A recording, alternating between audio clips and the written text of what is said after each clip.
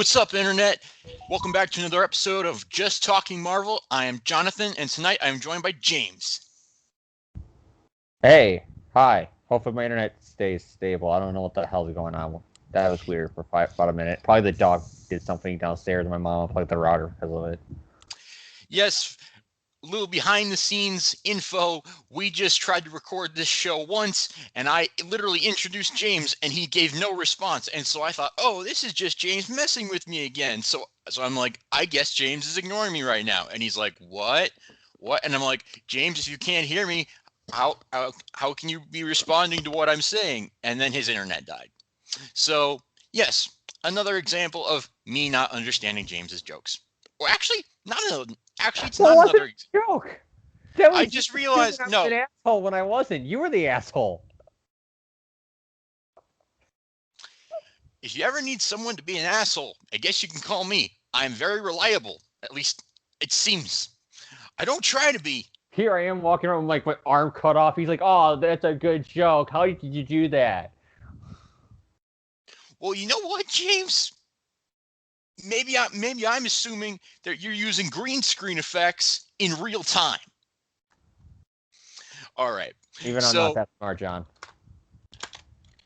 All right. So, yes, this is our big WandaVision wrap-up show. The series finale aired at 3 a.m. this morning, Eastern Standard Time. And I got up at 2:57 Eastern Standard Time, not even by an alarm, just my body woke me up because I was like ready to watch the finale. So I got up at 3 a.m. and watched it. I heard that some people on the West Coast had some problems with Disney Plus. Apparently they crashed it because they all wanted to watch the new episode immediately. And that is a good sign. You know, it's not good that Disney Plus crashed, but it's a good sign for the show of how beloved it is by not just fans, but also by the general audience. I also heard depending on what you click on, Disney Plus is still giving people issues. I haven't had any issues. I didn't have any issues when I watched it at 3 a.m. this morning, and I haven't had any issues at any point during the rest of the day. So I guess I'm maybe one of the lucky ones, or maybe. Yeah, I didn't have any problems either. The only time actually I had problems was during the season premiere of The Mandalorian, just the recent second season, when I was over at a few small friends' houses watching it, and we had it took us about a half hour. An extra half hour to get through the episode because it kept on lagging and rebooting. Probably because it was right then, day one. Yes, but WandaVision's finale came to a head this week. It was Wanda versus Agatha Harkness, Vision versus White Vision, and White Vision is exactly what he was in the comics, even though there were theories that he was Ultron, theories that he was, I think at some point there was a theory that he was Osama bin Laden. It was Rian Johnson in a good way, in that all the theories that you all think online are wrong. But it's not in a middle finger, screw you. It's in you guys jumped to those conclusions. We never pointed anywhere in those. Those are what you guys came up with. That's not on us. That's on you. Yeah, that is something that a lot of people took away from this episode, is that it didn't meet a lot of fan theories. And something that was actually interesting. The one theory that people were saying that came true was that Quicksilver is Ralph. But not in the way you thought it was going to be. It was literally just, he's the stoner guy who owned the house, who she pretty much took over. Which I have to say, that is, I mean, not to jump around with topics or anything, but I will say that was my one negative of what this was, of what was an otherwise very satisfying and very solid series finale for WandaVision. I didn't like what they did with fake Pietro, as they called him in episode 8. Just some dude. Which leads me to believe that if there ever was I know it's never going to happen in the movies, but in a hypothetical, what if, because it's Marvel, what if the Fox universe of X-Men, Daredevil, Fantastic Four ever met, the MCU versions of those characters? I just want Wanda to see Quicksilver from those universes. Hey, you're this universe version of my sister. Oh God, no. And she just comes and beats the hell out of him because she gets flashbacks to Ralph and all the stuff in WandaVision. And she just goes off and oh dear God, it's Quicksilver from that universe. And she's just gets PTSD and she starts whooping his ass with her magic. I will say, this episode, it pretty much debunked a lot of fan theories. A lot of people were saying, she's gonna blow the multiverse open in this episode, and you're gonna see Doctor Strange, or you're gonna see Reed Richards, or you're gonna see whoever. The And Reed one was never going to happen because the Spanish dub of the show referred to the engineer as a she in Spanish the whole time. She, hers, and stuff like that, pronouns for her. And people for some reason, despite that, we're still going, nah, they're just trying to trick you. It's going to be Reed. Totally, it's Reed. It's like, no, it's not. But so much for this being a multiverse episode. I'm going to be honest with you, I'm actually kind of happy about it because it really focused on Wanda. It focused on her story. It focused on her arc. It focused on completing the arc of the characters that we have been watching for the past 9 episodes, or however long the kids have been in the show. It completed all of that. There were some letdowns, I will say. The Ralph, not exposure. Oh my gosh, that gave a bad image in my head. The Ralph reveal, especially with his last name. I didn't really like his last name. Okay. You don't get it, but it's a reference to the fact that all these shows are based on sitcoms.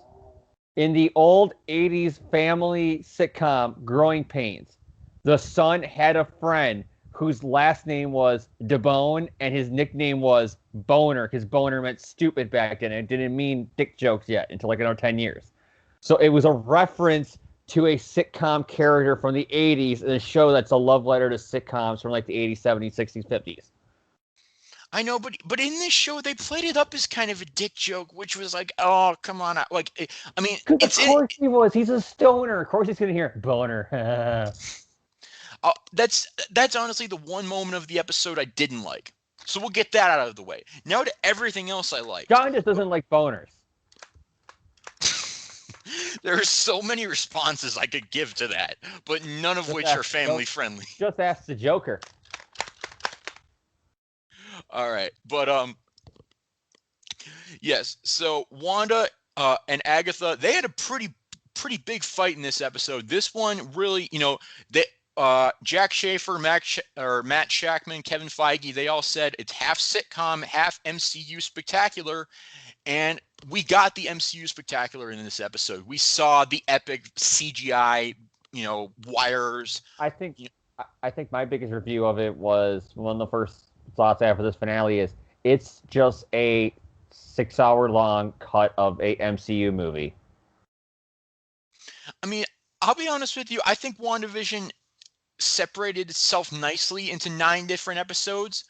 I never felt like it didn't feel to me like we were watching a movie. It felt to me like we were watching a long form series that has these organic stop and start points. It never felt to me like it was a 6-hour movie or however long it really adds up to when you add all 9 episodes together. All I'm saying though is if if people like to do fan edits and stuff like that, you could totally take like the first early episodes, especially the first 2, where it's like it's just all sets up and it's the 50s parodies, half-hour parody of like a Live Lucy. You can cut those up into being like a montage after she creates the world, and you could do a cut of the show into an MCU movie. So it is kind of like an extended director's cut, which they just made a show out of, and it works that way because it's like, no, you don't feel like it's a lesser budget.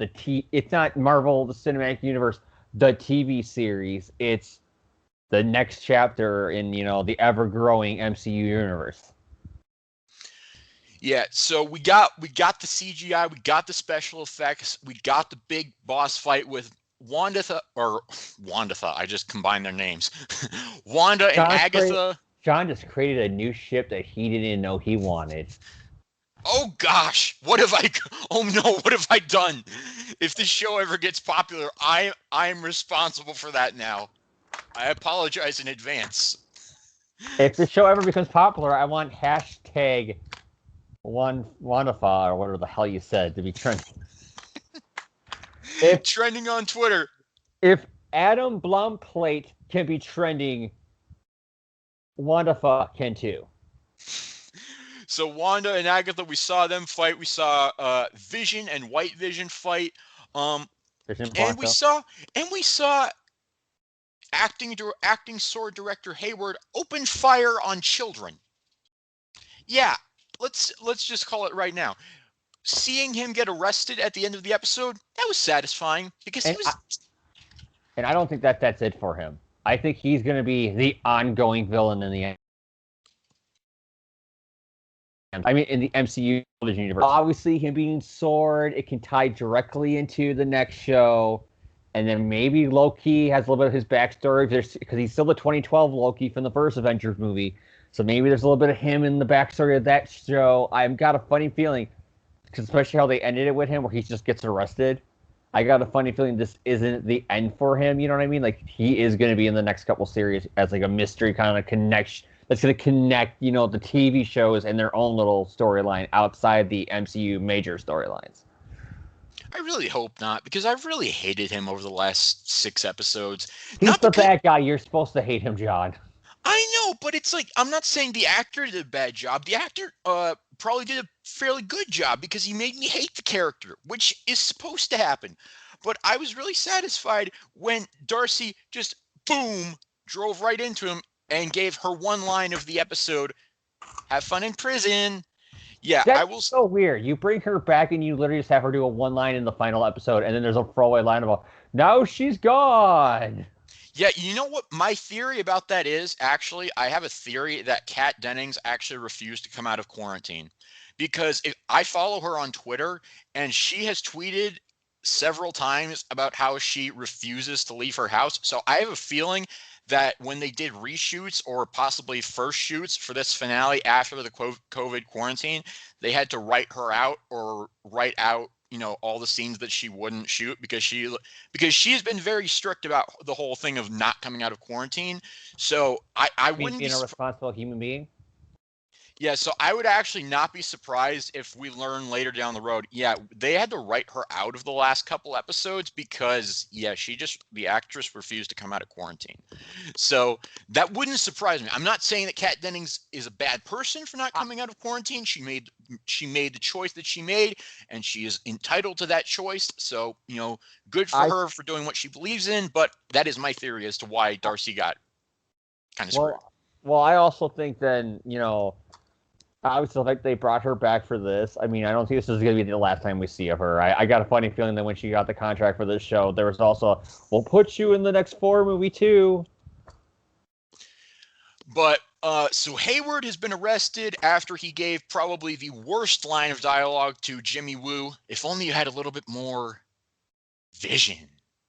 And we're Okay, like, I don't mind that because that is such a line you would read in an Avengers comic in the 90s. Like the villain, like Ultron or Krang or whoever the villain is. I say Krang, Kang, Ultron, Red Skull, whoever the villain is, Thanos. You could totally see him in an 80s, 70s era Conway Michelini run, Avengers comic saying, you know what you guys lacked? A vision. And then Vision's like, do you gonna me? And then punches him in the face or something like that. I'm just saying there's a reason why in Daredevil season 3 you never heard Wilson Bethel after he, hit someone with a baseball or threw something at someone and killed somebody. You never heard him say bullseye. There's a reason you never heard him say that because it's just cheesy. He's not. It's a comic book. But this isn't a comic book, James. This is a TV show. Based on a comic book where a robot who cries fell in love with a witch who may or may not be a mutant, whose brother has super fast powers, who hangs around with 30-something-year-olds wearing spandex.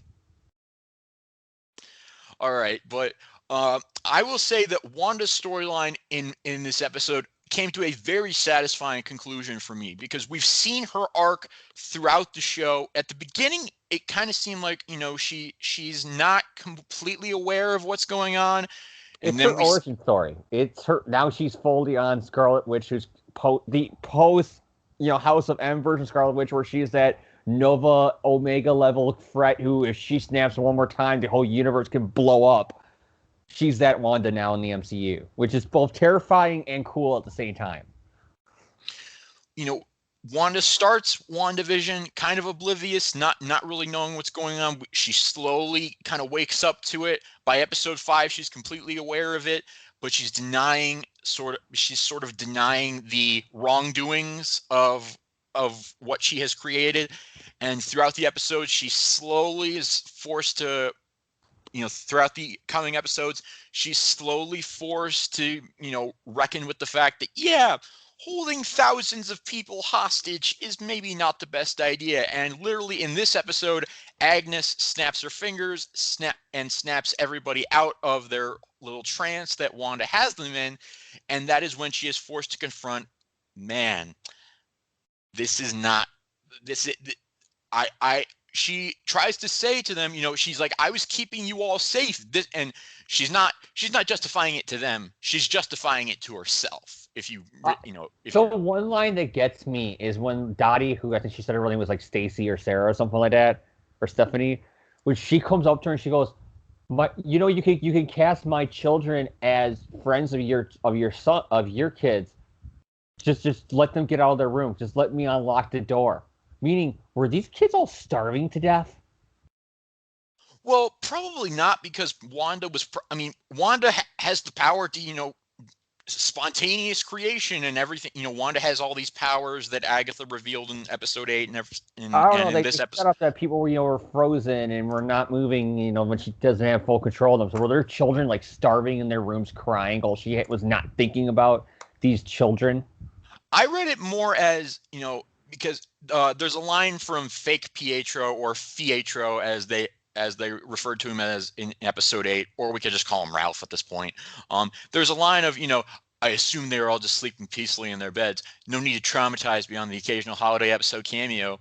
And so I'm like, that's kind of where I'm at with the whole where were the children kind of thing, because it's like, yeah, they were just sleeping peacefully in their beds. They're not aware of this. They're not being traumatized by it, because Wanda, even though she's lying to herself about traumatizing all these adults, even she's like, yeah, I'm not gonna traumatize the children, except for, the Halloween candy episode.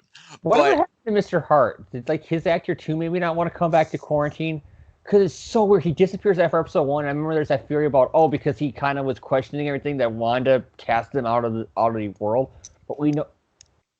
But did she? But Mrs. Hart, were they? I have established that they are married. It's just she changed their names. I can't remember what their real names were. Todd and Sharon Davis. Yeah, he's not there confronting her. Yet, I mean, he was a notable absence after episode 1, when pretty much everyone else came back in some form in this episode. You saw Norm, you saw Herb, you saw Dottie, you saw the mailman whose name I don't know. You saw They only Phil, they only called him the mailman. I think that's why, or postman or whatever. or Presto guy. Um, yeah, but we had all those returning supporting cast members, from not just this series, but also the fictional WandaVision series. Um, But that is the scene where she's really forced to accept the fact that what she's doing here is wrong. Now, I want to say, I want to make something very clear to everyone who's watching the show and everyone who's listening to the show on Apple Podcasts or Spotify or wherever you're getting your weekly dose of Jonathan and James from. Um, I don't think that Wanda is the villain of this show, because she isn't. Wanda is the victim. She is a victim of tremendous loss, tremendous grief. And I know we didn't do an episode last week, and we kind of skipped over episode 8, but episode 8 gave me one of my favorite lines in probably the entire MCU so far. What is grief if not love persevering? Vision, you have just validated every single person who has ever gone through grief ever, so thank you. Um, because there are people who are like, oh, just get over it, get over it, or go to therapy or whatever. And it's like, no, it's more complicated than that. And Vision, in one sentence, managed to just hit that concept right on the head. So that was one of my favorite scenes, not just in episode 8, but in all of WandaVision, because of that line. And I know that line actually ended up becoming a meme on the internet, and it deserved to, because it was actually really, really damn good. Um, But yes, I do not think that Wanda is the villain. I think that she is the victim who unfortunately is just forced to accept that, some of the things that she can't have her cake and eat it too. If maybe if that metaphor makes any sense. Um, but I really liked where they She's in took over her head. I think what you're saying. she's in over her head, but she's also kind of, I mean, she's being a little bit selfish in of, she's just out to, serve herself, but you understand why. That's the thing about Wanda is um they really gave her a very complex and very organic reason for everything that she is doing and everything that she has done. And by the end of the episode, when after the hex has gone down and everything, dissipates and Vision's gone and then the kids are gone. And I like the fact that we never actually, I mean, we know that the kids are gone, and but I like the fact that they ended it with, we're just putting the kids to bed, and they're doing it in more ways than one, and it's kind of metatextual that way. But It's pretty much setting up the House of M, status quo, which is Wanda's kids disappear, different reasoning, but they disappear just like in the comics. And her hearing voices of them, I think, sets up kind of like in Disassembled. I can't remember if it's Disassembled or in the House of M, but where Doctor Strange shows up and it's hilarious because just imagining him in that old school wizardry voice, like, Wanda, you fuck shit up. What are those kids doing here? They're not real. Chaos magic isn't real. It's just magic. You psycho bitch. Like, I wonder if that's what they're setting up for Multiverse Better. Is Doctor Strange just show up and be like, I was gone for 5 years and you did what? well, she was gone for 5 years too, so kind of, remember, they both got dusted at the end of Infinity War. But um yeah, I thought Wanda's arc came to a very satisfying conclusion at the end of this episode. The new Scarlet Witch costume, digging it. Absolutely, really loving it. It's a good. It was fun to see her in the classic costume in episode 6, and like I pointed out in when we reviewed it, it was nice to see a whole episode of a Marvel show where the character was in their classic Jack Kirby costume for the whole entire thing, and that was something that I really enjoyed. But in this episode, they gave her an updated look, and one that I hope carries over to Multiverse of Madness, because It's kind of based on her Uncanny Avengers look from that run, from the Hickman run. I will admit, because that is something that I do have to admit, is that I'm not an X-Men historian, and Wanda is originally an X-Men character, even though she is more associated with the Avengers. But, you know, It's the I, reason why we got. It's the reason why we have to separate between Ralph's actor and actual MCU's actor. Is because the rights that used to be a issue, but not really anymore. I am not an X-Men historian by any means. It wasn't really an X-Men thing. It was she was only with the X-Men up until like after that first evil Brotherhood Evil Mutant story. Like it is like Uncanny Avengers where she just gets that suit because it's her Avengers costume at the time in the Hickman run. Yeah, I haven't read, I haven't read every Scarlet Witch comic that's ever come out, but I really did like the suit. I think it's a good mix of modern. It's a modern take on the Jack Kirby suit, and works. It works on the screen. You can argue about, will the classic costume work on screen? And to be honest with you, yeah, I think it did in episode 6, and I honestly wouldn't be mad if they were to bring that back. But um, this one I like a lot more. It's sleek. It's a little bit darker too, because I think the dark tone of the suit is actually a little bit. There's a It's little bit because she's more. a dark character now. Yeah, that's what I was getting at. Is like it's implying that she has this, broader knowledge of what she is now, and so that I think was reflected in the suit, which I thought was a very cool detail. She embraced her destiny. I mean, she honestly did. I mean, when in the final parts of her battle with Agatha, where she, is where she's throwing magic at her, and you think, oh, she's missing Agatha, when she's not actually aiming at Agatha.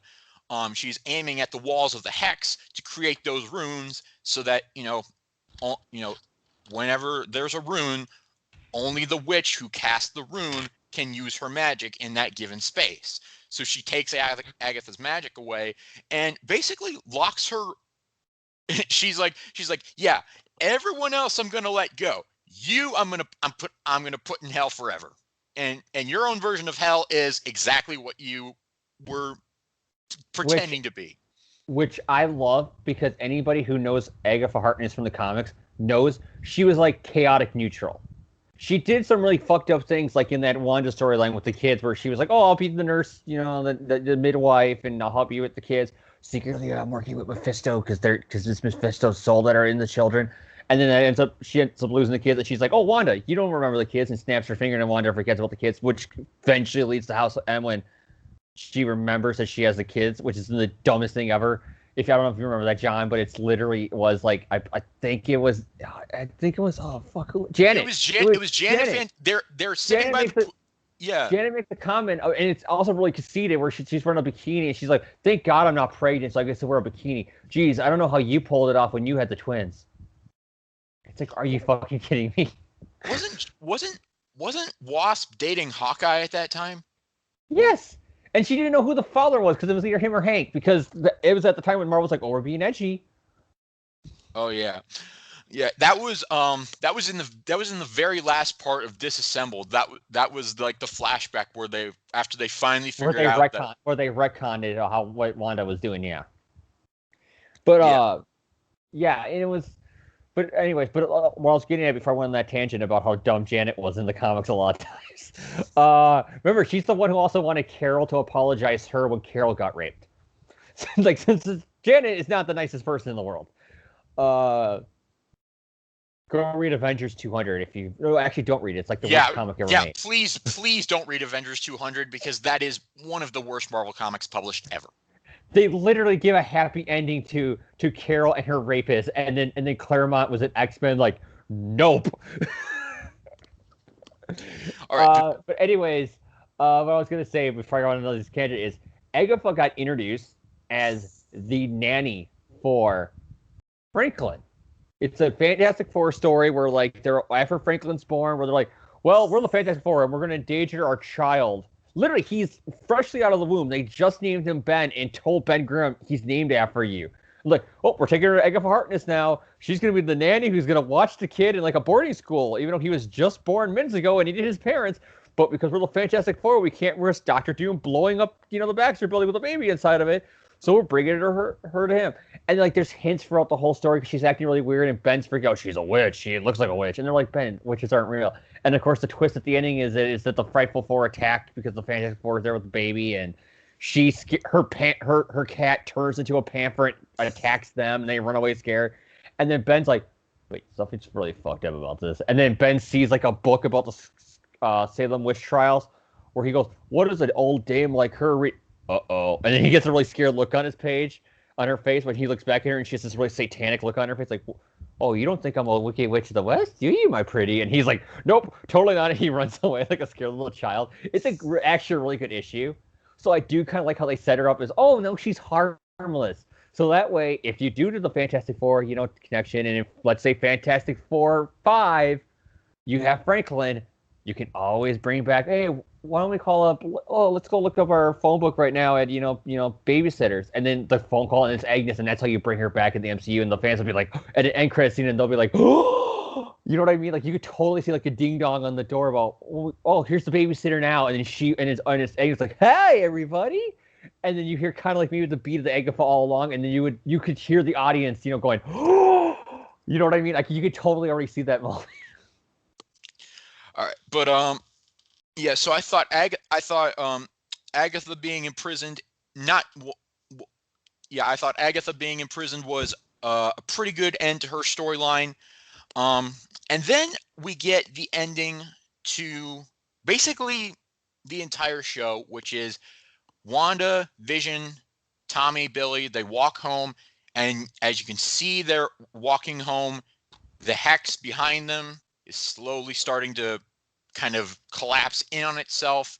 Wanda is closing the hex because she knows what she has to do. She has to bring it down because she can't lie to herself anymore.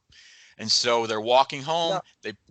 You want to know the weirdest thing? Because I was like half asleep when I literally as soon as I woke up at like 7 o'clock in the morning, I immediately went, gotta watch WandaVision.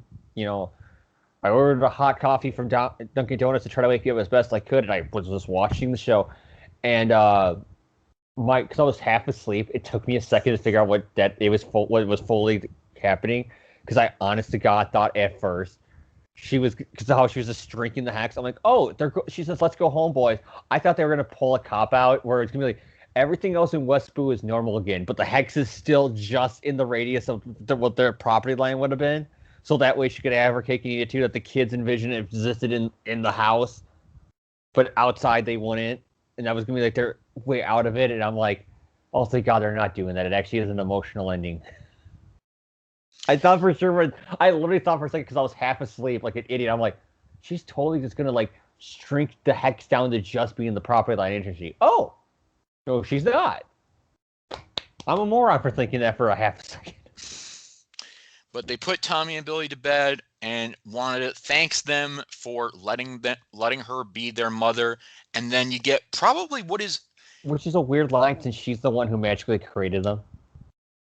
But you understand, it's kind of like, her just like you know it's her expressing her appreciation for her kids. And we've heard that line before, like in movies when like a parent's dying, they'll tell their kid, "Thank you for letting me be your mom," or something like that. Like you see that in TV shows and movies when like a child dies or a parent dies, that line is said. So I get what they're going for. It was a TV cliche they put in there, and it actually has emotional attachment because of her losing everything, literally again. But then we get, in my opinion, what is the most touching moment of the series. There have been a lot of emotional moments. There have been a lot of angsty moments. There have been a lot of sad moments. There have been some happy moments. This one to me was just touching because, I mean, that's the only word I can use to describe it, because it wasn't, I mean, it was sad, but it was also, it it wasn't devastating. It didn't give me the massive urge to cry like when I was watching episode 8 and Rough. Wanda walks up to the house. It's the part where Ralph left now because his home planet needed him, but then he blew up and died halfway on his way to his home universe. It's a Simpsons reference. I know John doesn't get it. I was gonna say I don't understand this reference, but you know, episode 8, they had me pretty damn close to crying when Wanda walks up to the house. She opens the deed. You see a heart, and it says to grow old in V, and the grantees of the property were Wanda Maximoff and the Vision, and you realize what Wanda has lost. That Vision can buy a house. The robot can buy a house in the Marvel Cinematic Universe, but then again, Vision was able to buy a house in his own ongoing from a few years ago from Tom King, so I'm not surprised. And the fact that they literally no one thinks it's weird. I mean, just getting off topic, they're like, there's hey, a teenager swinging on webs in that universe. Yeah, but I mean, okay, I don't want to start a whole debate over whether or not humans and synthezoids should, copulate together, but just you're not bringing up, something really offensive with a certain character who Dan Slott invented in Spectacular Spider-Man, so we're good. But yeah, so that was a very emotional moment, and that was probably the saddest moment of the series for me. But this time it was different because it was an honest goodbye, and it was heartfelt, and you could just feel the love between the two characters. And they ended it with another fantastic line: "We've said goodbye before, so we'll say hello again." And that to me was because, and that is another thing. White Vision is still out there, and he now has his memories restored thanks to Vision, kind of accessing he accessed his memory files and sort of, gave him back all of his memories from Age of Ultron, Civil War, Infinity War, and everything like that. And he remembers all of that. And once he does, he flies away, and we don't know where he went. We don't know why he flew away. So there's absolutely the possibility that Paul Bettany could come back as the Vision, and Wanda and Vision could have another reunion. So which is one of the things that I really liked about they did, because that was their, again, it's classic Marvel, what they've been doing since the first X-Men movie with Fox back in 2000, which is respecting the source material.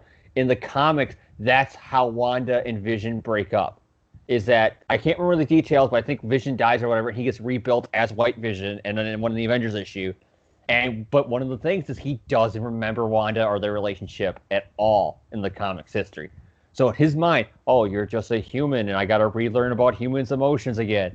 So she ends up with Wonder Man, and that's how they break up, because he doesn't remember her. So I like how they do this, where he doesn't remember her. He attacks at first. He's a weapon, but he gets the memories back. But he doesn't immediately just go be with Wanda. He's like, I am the Vision, and he's flying off to be in the next Avengers movie or whatever, while she's off doing her new thing with Doctor Strange. I like that.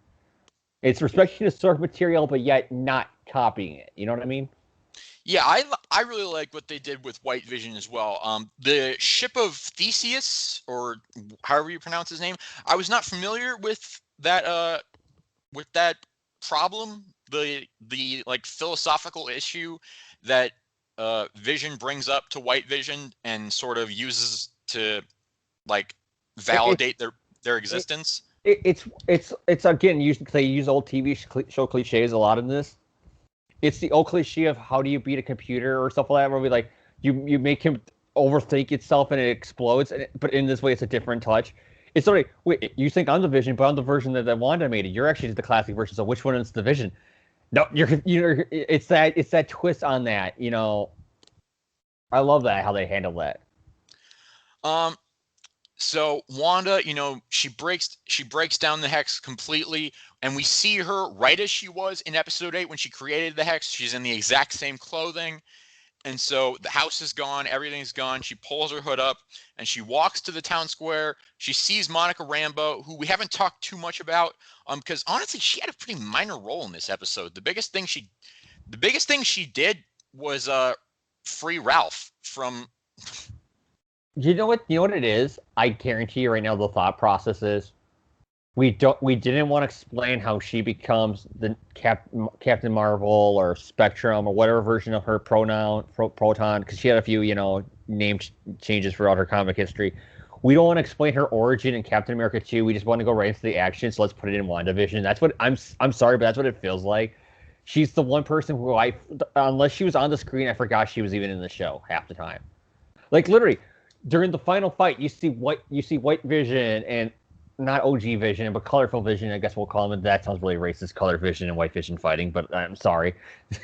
uh, they're fighting, and then you got Agatha and Wanda going with their magic at each other, and then it cuts back in the house. I'm like, oh yeah, she's here too. Like she's after the whole Geraldine stuff in episode 3.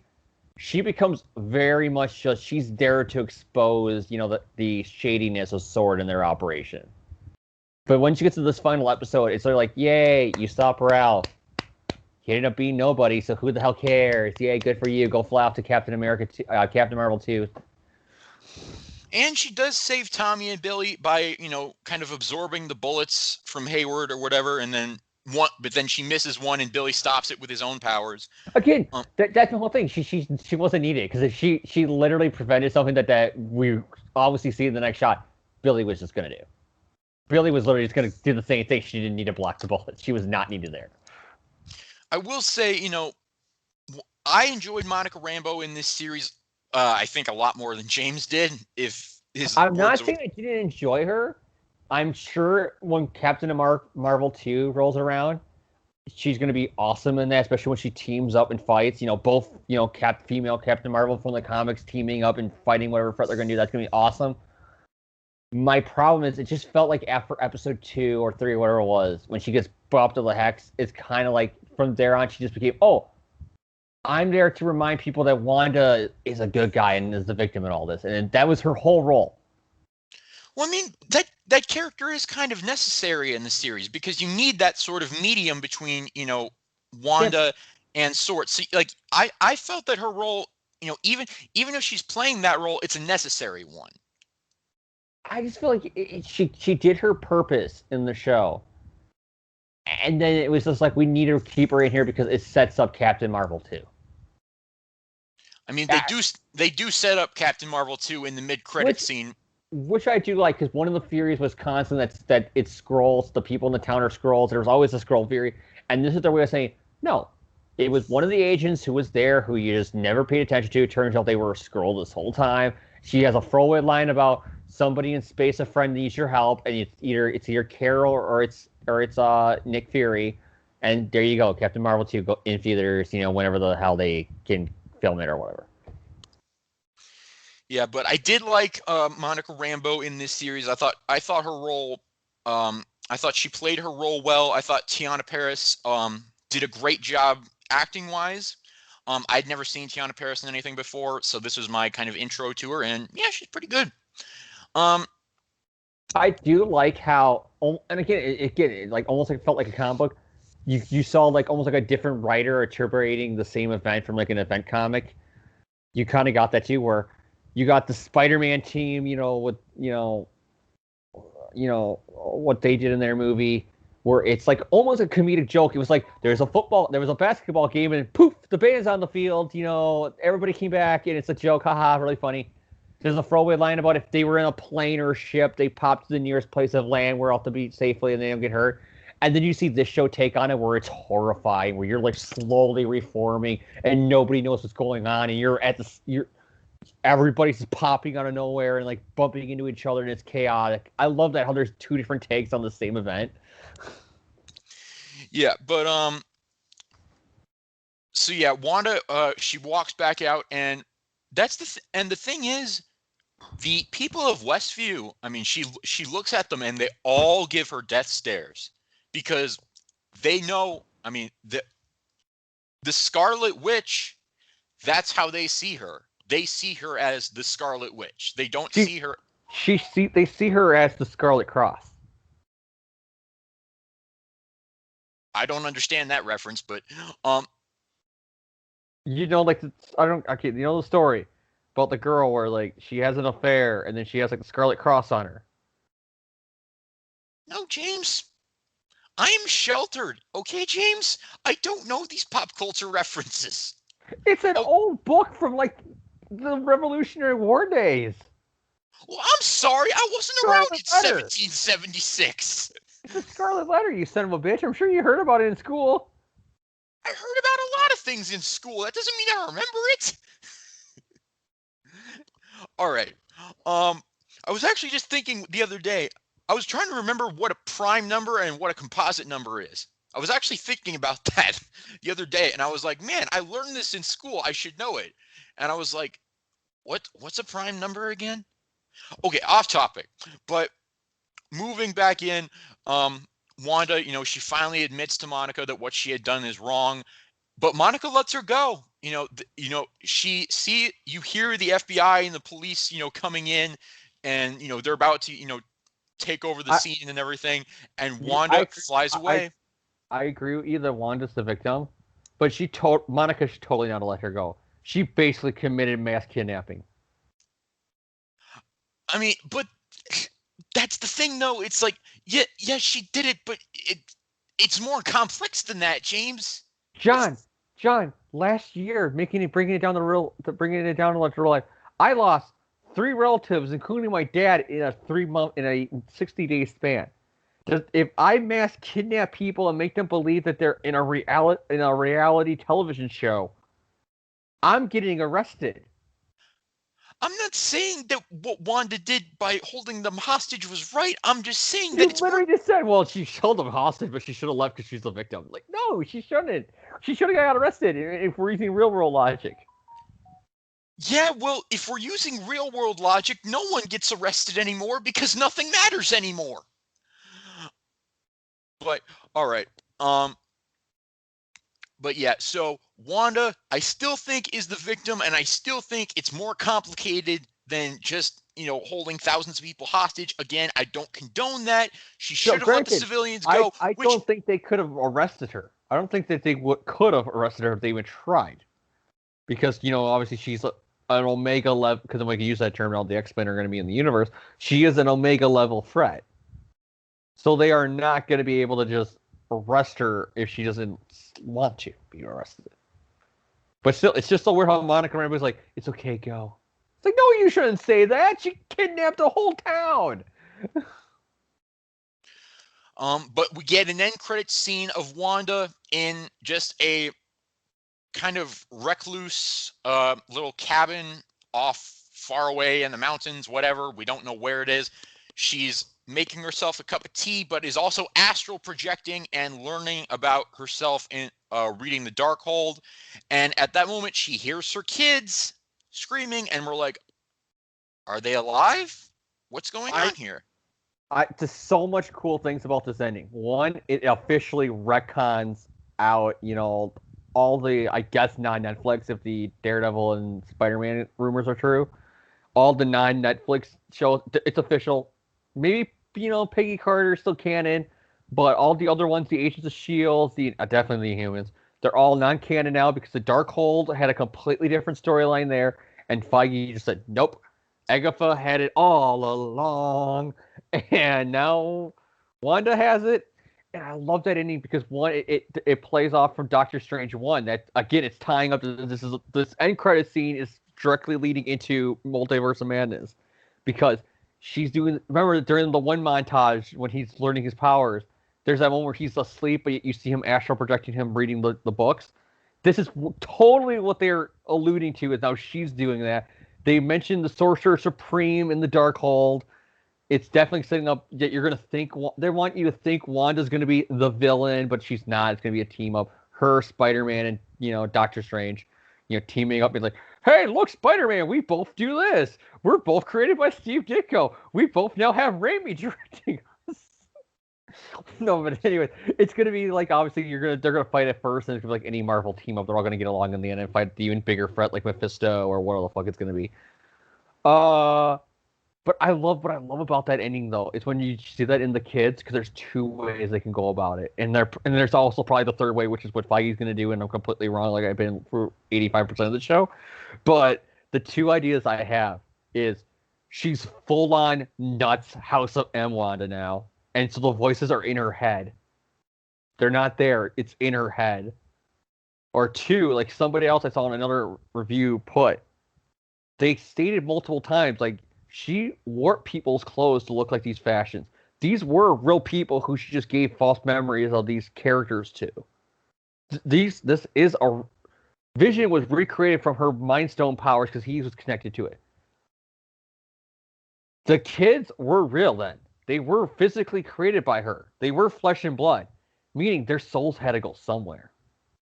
And in the comics, remember, they went to Mephisto.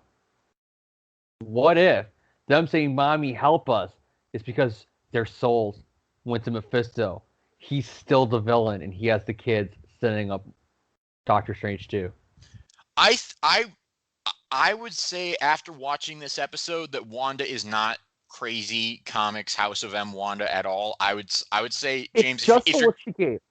It's the look she gave that made me think that when she's like doing like the the Sorcerer Supreme thing, and she's doing this, and then she's like, and you hear, "Mommy, help me! Mommy, help me!" And then you just the look she gives, like she almost looks like a horror movie head tilt, like that looks usually like, oh shit. And I think that's what they want. They want you, if you're a comic book fan, your immediate thought is no more mutants. Your immediate thought is this is House of M disassembled, not so psycho. See, I would disagree with you there, James, because everything leading up to everything in the ending, her accepting it, her knowing that her kids are not gonna, her thinking that her kids are not gonna make it out of the hex, she accepts all of that. So I personally don't agree with you, James, because I don't think that's. No, I'm not saying she's nuts so in a crazy town banana pants according to Slot kind of way. I think it's just gonna be she's a little messed up. She's been through a lot. She's like somebody who's been through war. PTSD. I think that's what I mean by that. I don't mean like she's full on gonna be like, oh, I'm cuckoo for Cocoa Puffs. I mean PTSD. She's haunted by the children that she'll never have now. That's what I mean. I think your second theory about Mephisto and Doctor Strange 2 and everything, I would put more money on that than any sort of anything like what you're describing, James, because I don't feel that the preceding that the preceding 20 minutes of the show led up to that kind of conclusion. So I would. I like I said, I want the Mephisto one, but I know a lot of people are now getting annoyed with. There's actually a meme on some websites where it's the Mean Girls thing about stop making Mephisto happen because people getting mad about the whole it's Mephisto, Mephisto, Mephisto, and people are still like it's Mephisto.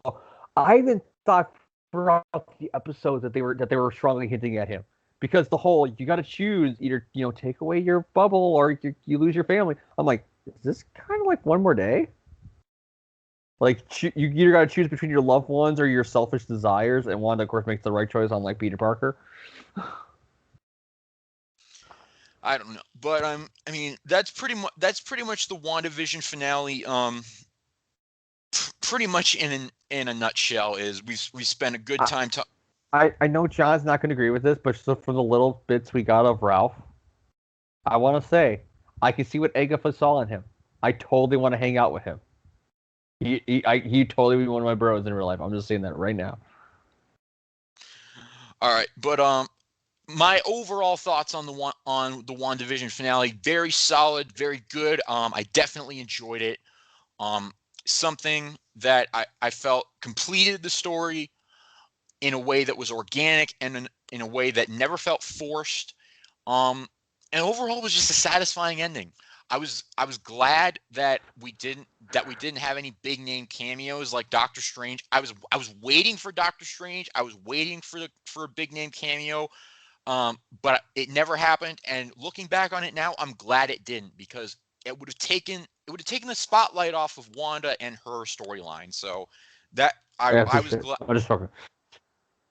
I was glad that we didn't get any big name cameos. But James, what are your overall thoughts on the WandaVision finale? Yeah, I mean, I really liked it. Like I said, it was like I said, Ryan Johnson done right. It's not just I subverted your expectations. This is more kind of like, no, we were telling our story. We technically had this in the can a year ago before COVID. You guys are coming up with the theories all on your own. We like that. We put stuff in there so you guys can come up with your own fan theories and water cool talk after each episode. But this is our vision, and this is where we. This no pun intended. This is our vision, and it still is a really good story. Is it underwhelming at some points because there was she didn't bring in mutants or Mephisto or Quicksilvers or whatever. Yeah, is that disappointing? Yeah, but at the end of the day, is it needed? We didn't have that before WandaVision. We don't need it after WandaVision. It was still a really they told the story they wanted to tell, and it was a really good, well told story. Like another thing I want to bring up quickly about the finale is like just a little thing, like I said about experting your expectations. The Ralph line is like the one thing people got right, and it's because it's the most minute detail. And the way they even set it up too, it's just a throwaway line with him, where he just says, "Oh, it's my man cave." And if you know a man cave, it's like where a guy can hang out, and you could totally hear like in an old TV show, "Oh, Ralph's in his man cave." You know what I mean? The whole fact he says, "Well, it's my man cave to get away from the missus." As soon as he said that line, it immediately popped in, "Oh, he is Ralph," and then sure enough, it is Ralph, and the boner choked, and John hated so much. It's just little things like that. It's the little details they do that make everything connected. That just All right, and what I wanted to do a little bit was just talk about WandaVision as a general, talking about the whole series. We kind of did this a few episodes ago, but I wanted to just do it now. And I want to say that I think that this WandaVision show, I'll admit, it wasn't my most anticipated Marvel show. I mean, I've been strongly looking forward to the Falcon and the Winter Soldier that's coming up in literally 2 weeks from now. Um, I'm strongly looking forward to Ms. Marvel and Hawkeye and all those other shows, Secret Invasion, Armor Wars. I'm really looking forward to those. WandaVision was kind of like my it'll kind of introduce us to how they're going to do these shows kind of thing. It looks like it'll be interesting. It looks like it'll be fun, but it won't be anything too big. And by the end of the show, when the show started, I was getting up at whatever time in the morning was convenient for me and watching the episode. By the end of the series, they had me up at 3 a.m. to watch the episode because I couldn't wait a single second longer to see the next episode of WandaVision. And I think that is, in and of itself, a sign of a well-made show because they took a concept that I was like, and they really got me invested in it. They built it up over several episodes, and by the end, the payoff is just, I thought it was absolutely fantastic. You got me emotionally invested in Wanda as a character who she's been, kind of a supporting character, not kind of, she's been a supporting character for the entirety of her time in the MCU up to this point. And now she is the star. And to quote T'Challa and the unfortunately late but no less great Chadwick Boseman, to paraphrase him from Avengers Infinity War, evacuate the city, engage all defenses, and get this woman about 112 Emmys for her performance as Wanda in this show, because she blew it out of the water. She made me care about the character in a way that I never have before. And I'll be honest with you, I feel very protective of Wanda as a character after watching this show, because you what they put Wanda through in this show is what so many people go through, and it's grief, and it's just her snapping and her kind of creating this false reality. And it's like, you know what? I mean, I'll even share a personal story here. Kind of, well, kind of a personal story, but kind of not a personal story. Um, I had a dream the other night that I was actually kind of in a similar situation where I was able to, where I was able to create, this ideal world for myself. I literally had a dream that I was Wanda in WandaVision, except I wasn't Elizabeth Olsen. I was myself. But I also didn't take a whole town hostage. Even in the dream, I was self-aware enough to say, okay, let's not take the civilians hostage. Let's keep this to the property line, kind of thing. But I made that like kind of like ideal world for myself in kind of like a dream where I was kind of in a little bit of grief state. So one, it proves that WandaVision left an impression on me because I'm literally having dreams about it at night. But also, it's like, you know, Monica says at the end of this episode, I would have done the same thing. Not kidnapped a whole bunch of civilians, but if I had your power, yeah, I would have brought my mom back. And and let's just be honest here. If we had the power to do what Wanda did, would we not use it in a similar way if we were under the same circumstances that she was under? Would we have not done something at least remotely similar? My answer is I would have probably done something like that. I probably would have snapped and done something. I mean, I hope I wouldn't have taken a whole town of civilians hostage like that, but you get my point. And so that is what really made Wanda the relatable character. And that is, of course, what Marvel is all about, is relatable characters that you can connect with. And that's why the universe and the characters and everything, you know, really resonate with people, is because they are relatable. And I thought that they really did a great job with portraying Wanda in that light in this series. And Vision, Paul Bettany, he does a fantastic job, and we see him kind of being, the other side of it, where he's kind of questioning the morality of it. But by the end of it, he kind of, he and Wanda are on the same page finally. But this really was the Elizabeth Olsen Wanda show, and to me, she blew it out of the park. All the actors, they did a fantastic job. I will say, if even if their roles weren't particularly large, I still thought they did good with what was given to them. And I just really enjoyed the series. It really got me invested in a story that I could have very easily thrown under the rug, or just kind of pushed off to a later day, because when the Netflix shows were coming out, I had a tendency, unless the name was Daredevil, um, I had a tendency to not watch the shows until months after their release, unless it was Daredevil or the Defenders crossover. And I could have very easily done that with WandaVision. I could have said, I'm just going to wait until the whole series is out and I'll just binge it all.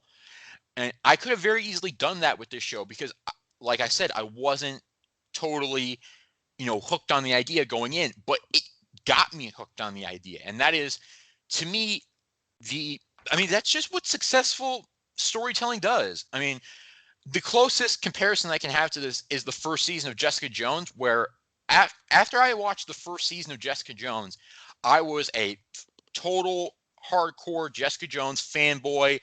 I loved the character, I loved her world, and and I should point out that before I watched Jessica Jones, I knew nothing about the character.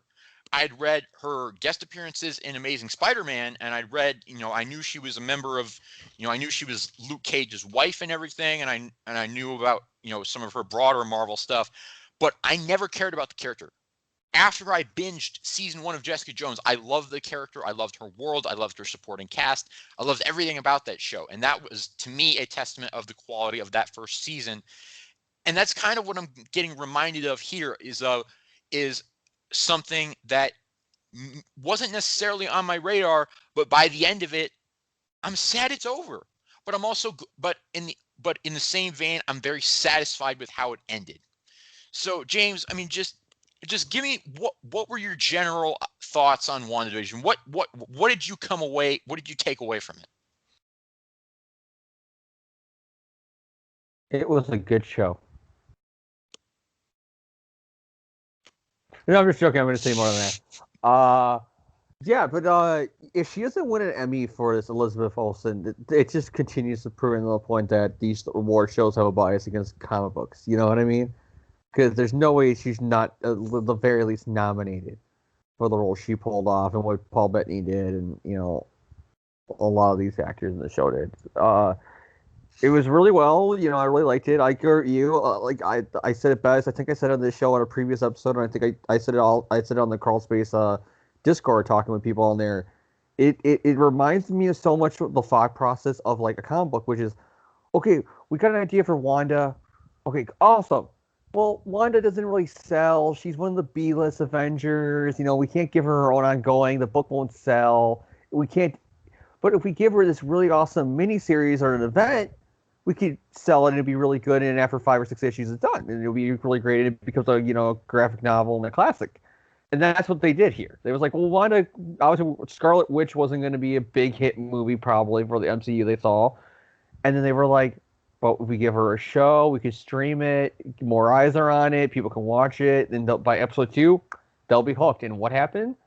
Like John Campia, a movie critic I watch on YouTube, like he said, they reinvented the whole water cooler chat, where the next day after the new episode, at work or at school, everybody's at the water cooler. I'm like, did you see what Wanda did this week? It brought back that. It wasn't just the Netflix binge and then you forget about a show 2 months later until the next season or whatever. No, it was week by week, it built, and they let it grow to the point that by the time it ended, it was the #1 show on the planet. The planet. And I want to remind you, Disney Plus isn't in China. And it was still the #1 show on the planet. No small feat, we should point out, is that Disney Plus has maybe half of the subscribers of Netflix, if that, and it's the #1 show on the planet, and it's Marvel Studios' first show, and it's beating The Mandalorian, and it's beating all these other shows. It's no small feat that WandaVision became #1 on planet Earth. I still find it funny because if I remember correctly, episodes 1 and 2 of WandaVision got released the same day that Wonder Woman 84 came from DC on HBO Max, and it's so hilarious when you look at it because Wonder Woman 84 is a really bad movie, like another really bad DC movie, and it was almost like Marvel, like, oh, DC, hold our female superhero beer. Because it showed, again, pros by Marvel, just like currently in the comics, why Marvel is #1. Because this completely blew everyone's expectations. If you would have told, if you were a comic fan back in the 80s, reading these old classic issues, and you were told, hey, Wanda and Scarlet Witch, who are over in West Coast Avengers, they're not even in the main Avenger title no more. They are on the satellite B-book, West Coast Avengers. Yeah, they are going to have the #1 rated TV show in the entire planet. People probably would think you were crazy. but it just goes to show you Kevin Feige and the people at Marvel Studios, the writers, the directors, the team, and everybody, the actors, that they have, that people can say, no, you're not crazy for thinking that Wanda Maximoff and the Vision can have the number one highest rated television show on the planet, because they did. Yeah, I mean, it was a show that blew us all out of the water. It was a show that left an impact, and it's just it's it's a true success story for Marvel Studios. I'm sad it's over, but I'm glad. You know, I hate to see you go, but I love to watch you leave. I know that's usually a dirty line, but I'm kind of using it here, and it really didn't work. I'm sorry. Um, Uh, yeah, and I just love it, and I just love it too about how they were subtle about it. They could have had Doctor Strange show up and be in the boat, like, what the fuck is going on here? They didn't. Their one tie-in to future Marvel movies is we know that Monica's going up in space for Captain America 2, and that end credit scene, how it plays off on a scene from Doctor Strange 1. She's reading the Darkhold. It's clearly setting up that Wanda is 100% going to be in Doctor Strange Multiverse of Madness. And I love that how they did that. And it's my only thing is I find it so weird that they didn't have like an end credit scene that tied into Winter Soldier. That's one of the reasons why I still think that Sword and all their shenanigans are going to be carried over, because the whole political aspects for Winter Soldier and Falcon. Because I do kind of find it weird that you're promoting your end credit scenes being like, here's for future Marvel movies, and it's like, oh yeah, by the way, in 2 weeks we got another show coming out. It's just weird that they didn't like try to promote it a little bit more. But yeah, a good strong showing for the first show. I am a huge Bucky fan, and I'm also a Sam fan, so I'm gonna definitely be checking out Winter Soldier. Mainly because when I got into the Captain America books, it was during the Brubaker run where Bucky became Cap, and they brought him back in the Winter Soldier storyline. So actually to see those characters on the big screen and the whole kind of who will wield the shield, but being done in an MCU twist, I'm really excited for that. And Loki, I like Loki in the MCU. I guess I'll check that show out. The rest of them, though, as you go down the list, and I'm thinking of all the other shows, I'm like, so for all this, knowing Feige, they'll surprise me and be really good. But I'm starting to think, I'm like, Loki, yeah, that should be pretty good. Miss Marvel, yeah, I'm not really a fan of the character, but that might be good. She-Hulk, maybe that'll be good. Like, it's sad as we're going down the list. I'm like, they started off with the home runs, and now it's like, are these going to be doubles? The rest of the. I'm excited for the upcoming Disney Plus shows. I'm excited for Ms. Marvel, Hawkeye, Secret Invasion, Armor Wars. I'm excited for all those. I find it weird that Secret Invasion is only going to be a show. That is one of the biggest Marvel events, in the history of their event comics. Was whose side are you on and all that? Oh, that was Civil War, but you know what I mean. Like the same thing with who can you trust? Who do you trust? And the big thing, I mean, it set up Norman Osborn being the new director of Shield. Oh, excuse me, Hammer. It was a big event. So for it to just be a TV show and the way it sounds like it's gonna be like a buffer Captain Marvel, 2 kind of thing, where it's like, oh, it's gonna be Nick Fury and the Skrulls, and they're gonna be doing missions on Earth, spy missions to find Skrulls who infiltrated into like Shield and Sword and Hydra maybe, and that just feels kind of weird. You know what I mean? It's like that they should have saved Secret Invasion for a movie, but at the same time, I think they got a plan for a Skrull movie, and that's going to be the next big team, which is going to be Kree Skrull War. Probably that's probably why. All right, but that's going to conclude our little WandaVision review, and that's also going to conclude this episode of the podcast. What can you expect from this podcast coming up? I know we sort of laid out a format in the previous episode, but we've made some creative decisions behind the scenes, so we're going to be kind of mixing it up a bit. What you can expect from this podcast, you will never know what you're going to get from episode to episode. That's kind of what we're going to. Let's clarify, Marvel related. We're not going to start whipping out our dogs.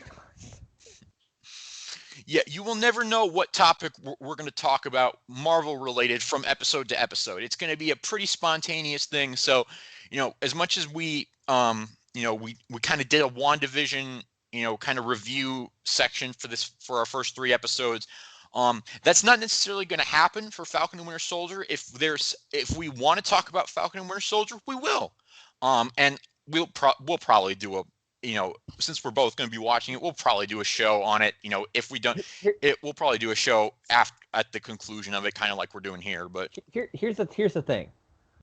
You're saying that this is going to be, off the cuff. We'll just do whatever we want. If there's a big thing that happens in the comics, don't expect and wait for the comic review episode. Instead, it's going to be like, oh crap, they undid, One More Day, or, they undid this or they did this in the current Avengers issue, or Fantastic Four, killed off whoever the fuck. The next episode, that's going to be the discussion because it's whatever pops in our head. You know what I mean? And I guarantee you, if the first episode of Captain, or I was gonna say Captain Soldier, I don't know why. If Falcon and Winter Soldier, if the first episode ends with a play on, Secret Empire, I doubt it will, and then it ends with, Bucky saying Hail Hydra or something. Guess what? Our first episode, I guarantee you, is after that first about the show. But you're still gonna get it. You're still gonna get your comic reviews. It's just gonna be a little bit more spontaneous and fluid. All right. I really couldn't have said it better myself. All right, but James, any final words for the listeners before we sign off?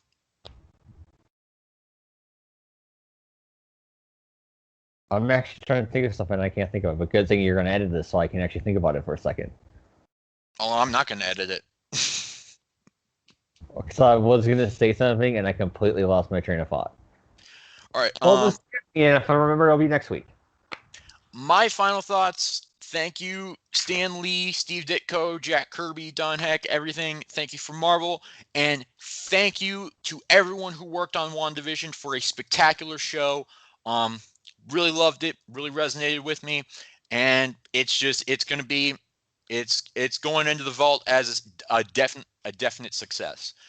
So, with that, I guess we're going to sign off for this week. So we will see you all later.